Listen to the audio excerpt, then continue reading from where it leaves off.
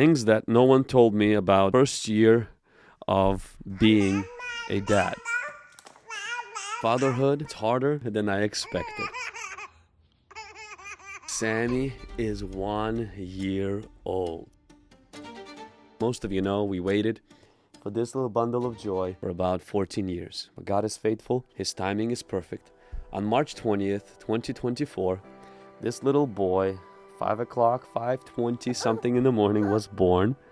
And who would have known? My life would never be the same.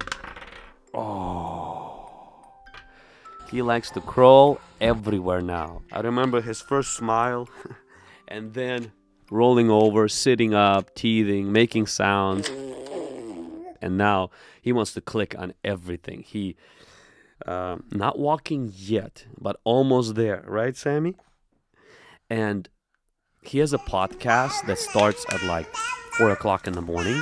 There's only one listener and one subscriber. It's me, and sometimes it's his mom. Right, Sammy? Happy birthday, Sammy. Things that I had to learn as a first-year dad. How quick these babies grow. When it comes to sleep, I used to say, sleep like a baby. I will never say that again because babies just don't sleep as good as I thought that they sleep. I had to learn this incredible skill of burping, helping a baby to burp.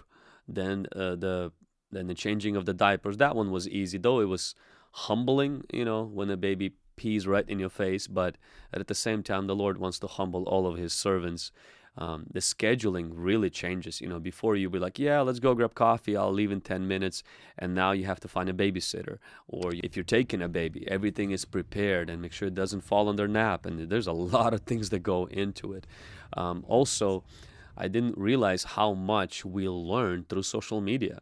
Like my wife sends me videos every single day about these baby therapists who are making these 60-second reels. And pretty much I feel like I'm getting a lot of my parenting, not necessarily about the Bible, but about like just the typical things. How do you manage this and manage that through Instagram reels? I'm like, I thought there's like books for this. Now they're just videos, which tells me why it's important to make videos. Another thing is that I started to notice is that I end up playing with their toys. Sometimes I end up playing with some musical toy or some kind of a truck.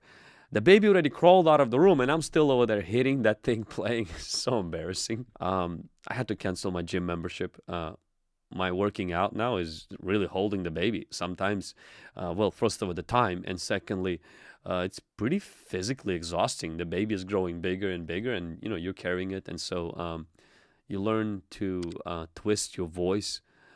Even this morning, as I was playing with him, and you're twisting your voice, trying to appeal relevant, I guess. And so it's been an interesting journey. It's been an incredible, crazy 12 months. Reminds me of a verse, James 1:17. It says, "Every good gift and every perfect gift is from above, comes down from the Father of lights."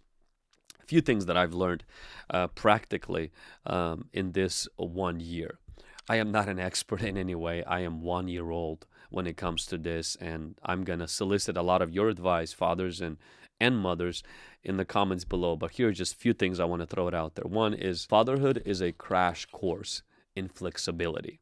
Your rhythms, your habits, and even your prayer life has to change.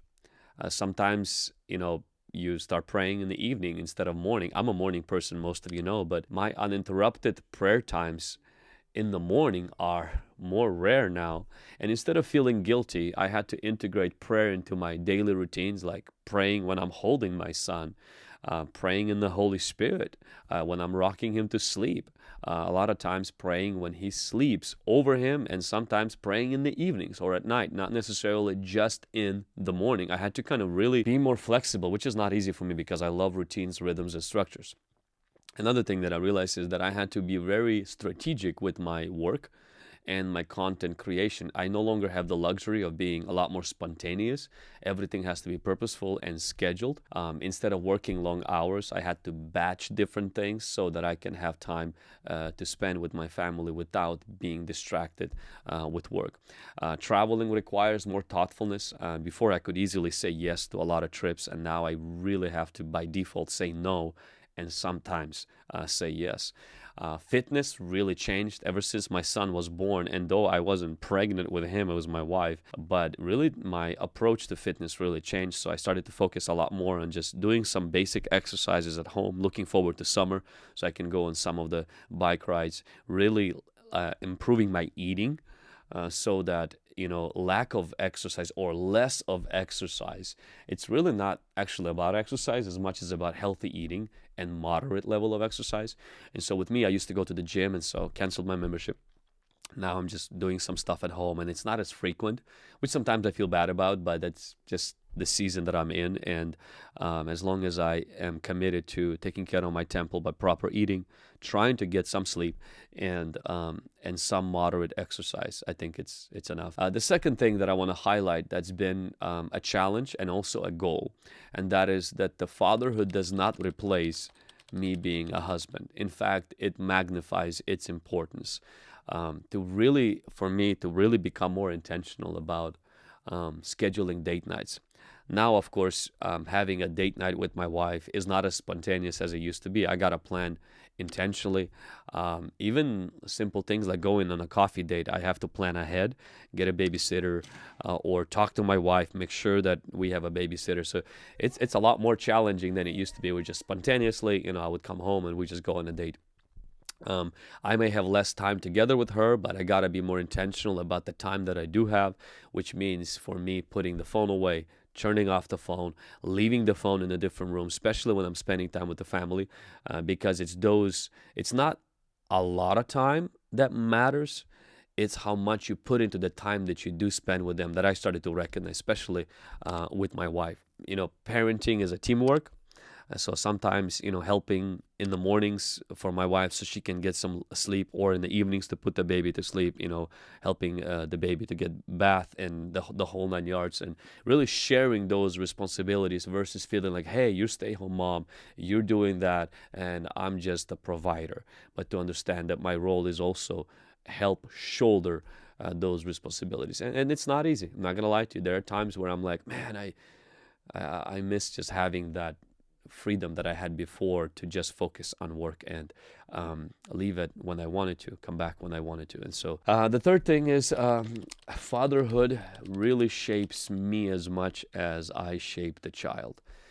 Patience is a huge thing. Dying to self is a huge thing. Now it's no longer about my convenience. It's really about what is the best for the family and what is the best for my son. And it's really more becoming like Jesus. Seeing how much he loves us, seeing how much he cares for us, and seeing how much he's invested in our growth. I feel more dependent on God and God's grace because I don't have it figured out. And though I have a lot of wise people around me, I've read books, but at the same time, it's almost like this new thing when I got married. Like I thought I knew everything about marriage, but then marriage comes. And same thing about being a father. It really is about the grace of God. And on a personal level, when it comes to my ministry, when it comes to other things, I'm learning that less is more when it's the right thing. So sometimes I got to cut back on non-essentials. Some of you noticed I'm not live streaming as much. Some of you noticed that certain things were cut back. I'm still doing the ministry, still producing videos, we're still releasing blogs, we're still translating, I still travel, but there are things that I trimmed back.